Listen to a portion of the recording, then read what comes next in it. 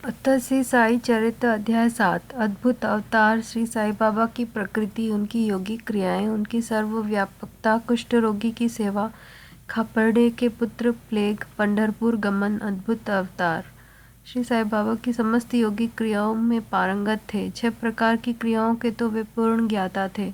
6 क्रियाएं, जिनमें धोती, एक 3 चौड़े व 22 आधे लंबे कपड़े के भीगे हुए टुकड़े से पेट को स्वच्छ करना, खंड योग अर्थात अपनी शरीर के अवयवों को पृथक पृथक कर उन्हें पुनः पूर्ववत जोड़ना, और समाधि आदि भी सम्मिलित हैं। यदि कहा जाए कि वे हिंदू थे तो आकृति से वे यवन से प्रतीत होते थे। कोई भी यह निश्चय पूर्वक नहीं कह सकता था कि वे हिंदू थे या यवन। वे हिंदुओं का रामनवमी उत्सव यथाविधि मनाते थे और साथ ही मुसलमानों का चंदनोत्सव भी। वे उत्सव में दंगलों को प्रोत्साहन तथा विजेताओं को पर्याप्त पुरस्कार देते थे। गोकुल अष्टमी को वे गोपाल कला उत्सव भी बड़ी धूमधाम से मनाते थे। ईद के दिन वे मुसलमानों को मस्जिद में नमाज पढ़ने के लिए आमंत्रित किया करते थे। एक समय मुहर्रम के अवसर पर मुसलमानों ने मस्जिद में तजिए बनाने तथा कुछ दिन वहां रखकर फिर जुलूस बनाकर गांव से निकालने का कार्यक्रम रचा। श्री साई बाबा ने केवल 4 दिन ताजियों को वहां रखने दिया और बिना किसी राग द्वेष के 5वें दिन वहां से हटवा दिया। यदि कहें कि वे यवन थे तो उनके कान हिंदुओं की रीति के अनुसार छिदे हुए थे, और यदि कहें कि वे हिंदू थे तो वे सुनता कराने के पक्ष में थे। नाना साहेब चांदोरकर, जिन्हें उनको बहुत समीप से देखा था, उन्होंने बतलाया कि उनकी सुन्नत नहीं हुई थी। साई लीला पत्रिका श्री बी.वी. देव द्वारा लिखित शीर्षक बाबा यवन की हिंदू, पृष्ठ 566 देखो। यदि कोई उन्हें हिंदू घोषित करे तो वह सदा मस्जिद में निवास करते थे, और यदि यवन कहें तो वे सदा वहीं धुनी प्रज्वलित रखते थे तथा अन्य कर्म जो कि इस्लाम धर्म के विरुद्ध है, जैसे चक्की पीसना, शंख तथा घंटानाद, होम आदि कार्य करना, अन्नदान और अर्घ्य द्वारा पूजन आदि सदैव वहाँ चलते रहते थे। यदि कोई कहे कि वे यवन थे तो कुलीन ब्राह्मण और अग्निहोत्री भी अपने नियमों का उल्लंघन कर सदा उनको साष्टांग नमस्कार किया करते थे। जो उनके स्वदेश का पता लगाने गए, उन्हें अपना प्रश्न ही विस्मृत हो गया और वे उनके दर्शन मात्र से ही मोहित हो गया। अस्तु, इसका निर्णय कोई न कर सका कि यथार्थ में साई बाबा हिंदू थे या यवन। इसमें आश्चर्य ही क्या है। जो अहंग व इंद्रियजन्य सुखों को तिलांजलि देकर ईश्वर की शरण में आ जाता है तथा जब उसे ईश्वर के साथ अभिन्नता प्राप्त हो जाती है, तब उसकी कोई जाति पाति नहीं रह जाती। इसी कोटि में श्री साई बाबा थे। 2 जातियों और प्राणियों में किंचित मात्र भी भेदभाव नहीं रखते थे। फकीरों के साथ वे आमिष और मछली का सेवन भी कर लेते थे। कुत्ते भी उनका भोजन पात्र में मुंह डालकर स्वतंत्रता पूर्वक खाते थे, परंतु उन्होंने कभी कोई भी आपत्ति नहीं की। ऐसा अपूर्व और अद्भुत श्री साई बाबा का अवतार था।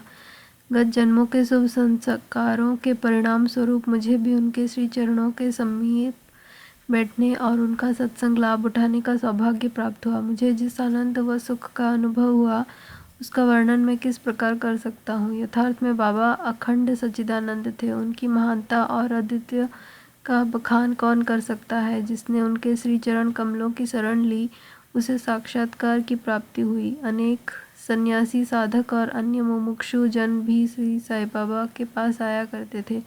बाबा भी सदैव उनके साथ चलते फिरते, उठते बैठते, उनसे वार्तालाप कर उनका चित्तरंजन किया करते थे। अल्लाह मालिक सदैव उनके ओठों पर था। वे कभी भी विवाद और मतभेद में नहीं पड़ते थे तथा सदा शांत और स्थिर रहते थे, परंतु कभी कभी वे क्रोधित हो जाया करते थे। वे सदैव ही वेदांत की शिक्षा दिया करते थे। अमीर और गरीब दोनों उनके लिए एक समान थे। वे लोगों के गुह्य व्यापार को पूर्णतया जानते थे, और जब वे गुह्य रहस्य स्पष्ट करते तो सब विस्मृत हो जाते थे। स्वयं ज्ञानावतार होकर भी वे सदैव अज्ञानता का प्रदर्शन किया करते थे। उन्हें आदर सत्कार से सदैव अरुचि थी। इस प्रकार का श्री साई बाबा का वैशिष्ट्य था। थे तो वे शरीरधारी, परंतु कर्मों से उनकी ईश्वरीयता स्पष्ट झलकती थी। शिरडी के सकल नर नारी उन्हें परब्रह्म ही मानते थे। विशेष श्री साई बाबा के एक अंतरंग भक्त महास्पति, जो कि बाबा के साथ मस्जिद तथा चावड़ी में शयन करते थे। उन्हें बाबा ने बतलाया था कि मेरा जन्म पाथर्डी के एक ब्राह्मण परिवार में हुआ था। मेरे माता पिता ने मुझे बाल्यावस्था में ही फ़कीर को सौंप दिया था। जब यह चर्चा चल रही थी तब पाथर्डी से कुछ लोग वहाँ आए तथा बाबा ने उनसे कुछ लोगों के संबंध में पूछताछ भी की। श्रीमती काशीबाई कानितकर, पूना की एक प्रसिद्ध विदुषी महिला, ने साई लीला पत्रिका भाग 2 सन 1934 के पृष्ठ 79 पर अनुभव नंबर 5 में प्रकाशित किया है कि बाबा के चमत्कारों को सुनकर हम लोग अपनी ब्रह्मवादी समस्या की पद्धति के अनुसार विवेचन कर रहे थे। विवाद का विषय था कि श्री साई बाबा ब्रह्मवादी हैं या वाम मार्गी। कालांतर में जब मैं शिरडी को गई तो मुझे इस संबंध में अनेक विचार आ रहे थे। जैसे ही मैं मस्जिद की सीढ़ियों पर पैर रखा कि बाबा उठकर सामने आ गए और अपने हृदय की ओर संकेत कर मेरी ओर घूरते हुए क्रोधित हो बोले, यह ब्राह्मण है, शुद्ध ब्राह्मण, इसे वाम मार्ग से क्या प्रयोजन। यहाँ कोई भी यवन प्रवेश करने का दुस्साहस नहीं कर सकता और न ही वह करे।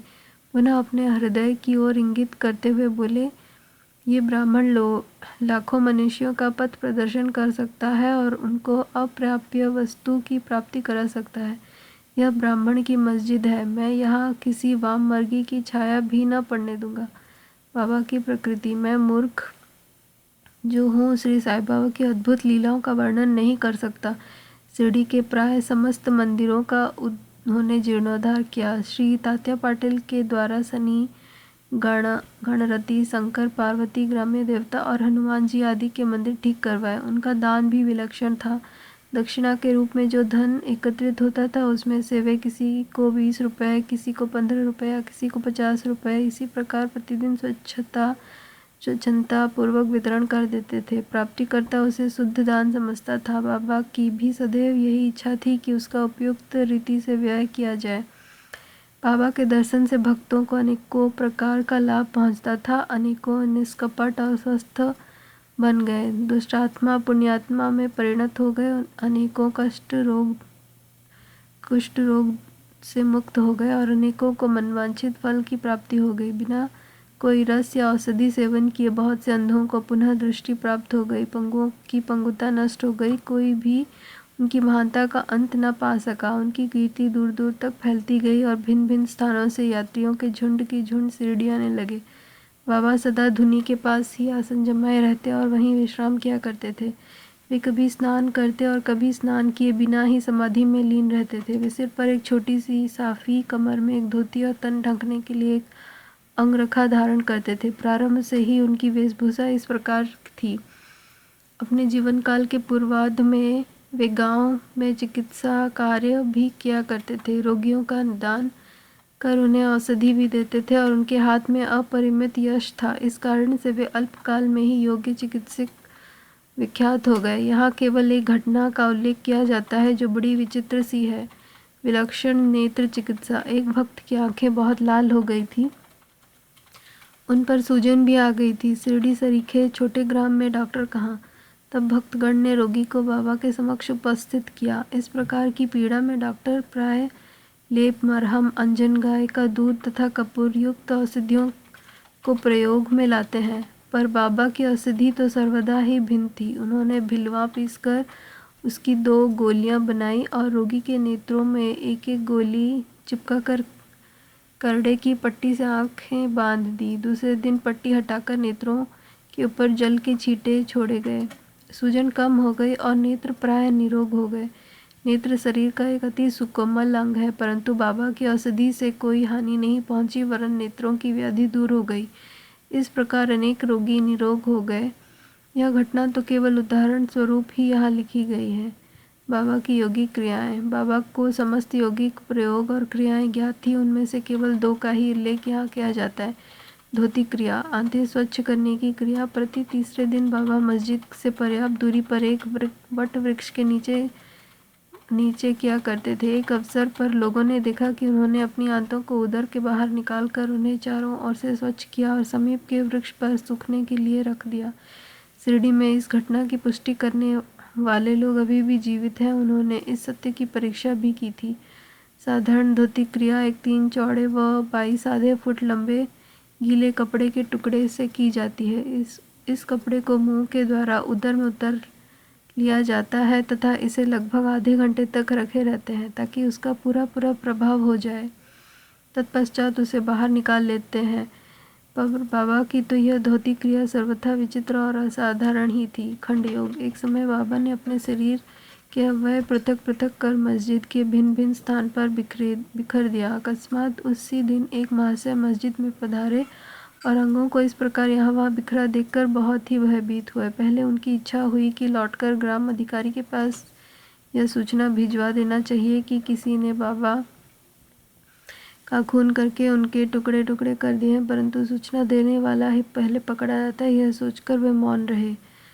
दूसरे दिन जब वे मस्जिद में गए तो बाबा को पूर्ववत धुष्ट पृष्ठ और स्वस्थ देखकर उन्हें बड़ा विस्मय हुआ। उन्हें ऐसा लगा कि पिछले दिन जो दृश्य देखा था वह कहीं स्वप्न तो नहीं था। बाबा बाल्यकाल से ही यौगिक क्रियाओं किया करते थे और उन्हें जो अवस्था प्राप्त हो चुकी थी उसका सत्य ज्ञान किसी को भी नहीं था। चिकित्सा के नाम से उन्होंने कभी किसी से एक पैसा भी स्वीकार नहीं किया। अपने उत्तम लोकप्रिय गुणों के कारण उनकी कीर्ति दूर दूर तक फैल गई। उन्होंने अनेक निर्धनों और रोगियों का स्वास्थ्य प्रदान किया। इस प्रसिद्ध डॉक्टरों के डॉक्टर मसीहों के मसीहा ने कभी अपने स्वार्थ की चिंता न कर अनेक विघ्नों का सामना किया तथा स्वयं असहनीय वेदना और कष्ट सहन कर सदैव दूसरों की भलाई की और उन्हें विपत्तियों में सहायता पहुंचाई। वे सदा पर कल्याणार्थ चिंतित रहते थे।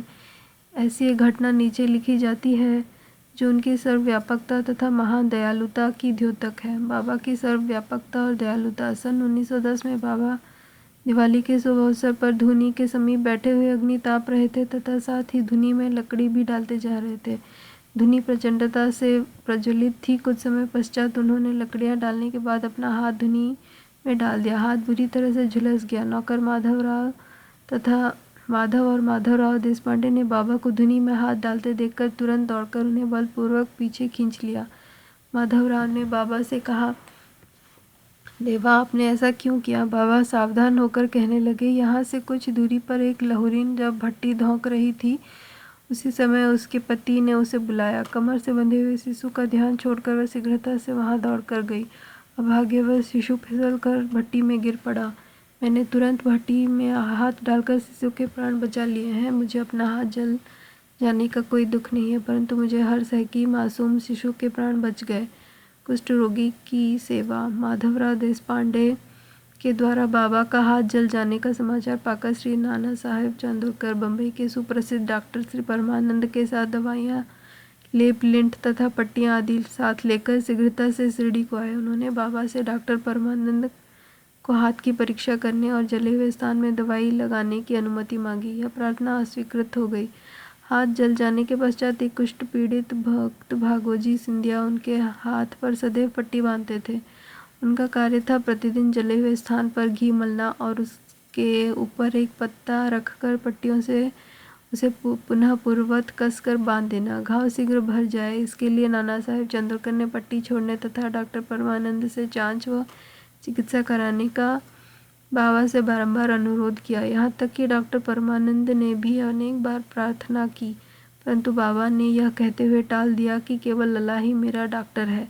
उन्होंने हाथ की परीक्षा करवाना अस्वीकार कर दिया। डॉक्टर परमानंद की दवाइयाँ शिरडी के वायुमंडल में न खुल सकी और न उनका उपयोग ही हो सका। फिर भी डॉक्टर साहब की अनुमति मिल गई। कुछ दिनों के उपरांत जब घाव भर गया तब सब भक्त सुखी हो गए, परंतु यह कभी किसी को ज्ञात न हो सका कि कुछ पीड़ा अवशेष रही थी या नहीं। प्रतिदिन प्रातः काल वही क्रम, घृत से हाथ का मर्दन और पुनः कसकर पट्टी बांधना। श्री साईं बाबा की समाधि पर्यंत यह कार्य इसी प्रकार चलता रहा। श्री साईं बाबा सदृश पूर्ण सिद्ध का यथार्थ में इस चिकित्सा की भी कोई आवश्यकता नहीं थी, परंतु भक्तों के प्रेमवश उन्होंने भागोजी की यह सेवा अर्थात उपासना निर्विघ्न स्वीकार की।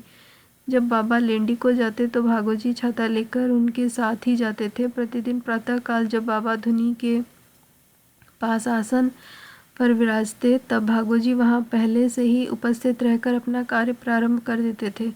भागोजी ने पिछले जन्म में अनेक पाप कर्म किए थे। इस कारण वे कुष्ठ रोग से पीड़ित थे। उनकी उंगलियां गल चुकी थी और शरीर पीप आदि से भरा हुआ था, जिससे दुर्गंध भी आती थी।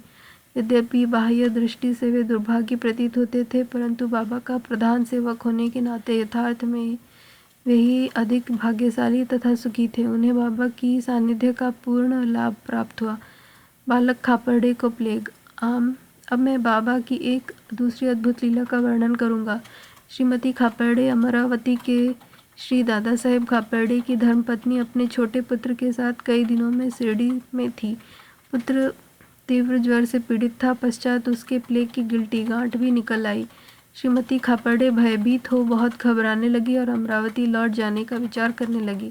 संध्या समय जब बाबा वायु सेवन के लिए वाड़े, अब जो समाधि मंदिर कहा जाता है, के पास जा रहे थे, तब उन्होंने उनसे लौटने की अनुमति मांगी तथा कंपित स्वर में कहने लगी कि मेरा प्रिय पुत्र प्लेग से ग्रस्त हो गया है, अतः अब मैं घर लौटना चाहती हूँ। प्रेम पूर्वक उनका समाधान करते हुए बाबा ने कहा, आकाश में बहुत बादल छाए हुए हैं, उनके हटते ही आकाश पूर्ववत स्वच्छ हो जाएगा। ऐसा कहते हुए उन्होंने कमर तक अपनी कफनी ऊपर उठाई और वहां उपस्थित सभी लोगों को 4 अंडों के बराबर गिल्टियां दिखाकर कहा, देखो मुझे अपने भक्तों के लिए कितना कष्ट उठाना पड़ता है, उनके कष्ट मेरे हैं। यह विचित्र और असाधारण लीला देखकर लोगों को विश्वास हो गया कि संतों को अपने भक्तों के लिए किस प्रकार कष्ट सहन करने पड़ते हैं। संतों का हृदय मोम से भी नरम तथा अंतर्बाह्य मक्खन जैसा कोमल होता है। वे अकारण ही भक्तों से प्रेम करते और उन्हें अपना निजी संबंधी समझते हैं। पंढरपुर गमन और निवास। बाबा अपने भक्तों से कितना प्रेम करते और किस प्रकार उनकी समस्त इच्छाओं तथा समाचारों को पहले से ही जान लेते थे, इसका वर्णन मैं यह अध्याय समाप्त करूंगा। नाना साहेब चंद्रकर बाबा के परम भक्त थे। वे खानादेश में नंदुरबार के मामलतदार थे। उनका पंढरपुर को स्थानांतरण हो गया और श्री साई बाबा की भक्ति उन्हें सफल हो गई, क्योंकि उन्हें पंढरपुर, जो भैवकुंठ पृथ्वी का स्वर्ग सदृश ही साझा जाता है, उसमें रहने का अवसर प्राप्त हो गया। नाना साहेब के शीघ्र ही कार्यभार संभलना था, इसलिए वे किसी के पूर्व पत्र या सूचना दिए बिना ही शीघ्रता से शिरडी को रवाना हो गए। वे अपने पंढरपुर शिरडी में अचानक ही पहुंचकर अपने विठोबा बाबा को नमस्कार कर फिर अब आगे प्रस्थान करना चाहते थे। नाना साहेब के आगमन की किसी को भी सूचना न थी, परंतु बाबा से क्या छिपाता, वे तो सर्वज्ञ थे। जैसे ही नाना साहेब नीमगांव पहुंचे, जो शिरडी से कुछ ही दूर पर है, बाबा पास बैठे हुए महासपति अप्पा सिंधे और काशीराम से वार्तालाप कर रहे थे। उसी समय मस्जिद में स्तब्धता छा गई और बाबा ने अचानक ही कहा, चलो चारों मिलकर भजन करें। पंढरपुर के द्वार खुले हुए हैं, यह भजन प्रेम पूर्वक गाएं। पंढरपुरला जाएं चे तिथेंच मजला रायचे, तिथेंच मजला रायचे, घर में त माइया जरायचे। सब मिलकर गाने लगे। भावार्थ, मुझे पंढरपुर जाकर वहीं रहना है, क्योंकि वही मेरे स्वामी ईश्वर का घर है। बाबा गाते जाते और दोहराते जाते थे। कुछ समय में नाना साहेब ने वहां सहकुटुंब पहुंचकर बाबा को प्रणाम किया। उन्होंने बाबा से पंढरपुर को साथ पधारने तथा वहां निवास करने की प्रार्थना की। पाठकों, अब इस प्रार्थना की आवश्यकता ही कहाँ थी। भक्तगण ने नाना साहेब को बतला दिया कि बाबा पंढरपुर निवास के भाव में पहले से ही हैं। यह सुनकर नाना साहेब द्रवित हो श्री चरणों पर गिर पड़े और बाबा की आज्ञा, उदी तथा आशीर्वाद प्राप्त कर वे पंढरपुर को रवाना हो गए। बाबा की कथाएं अनंत है। अन्य विषय जैसे मानव जन्म का महत्व, बाबा का भिक्षावृत्ति पर निर्वाह, बाईजाबाई की सेवा तथा अन्य कथाओं का अगले अध्याय के लिए शेष रखकर अब मैं यहाँ विश्राम करना चाहिए। श्री सद्गुरु साईनाथ अर्पणमस्तु। शुभम भवतु। ओम साई राम।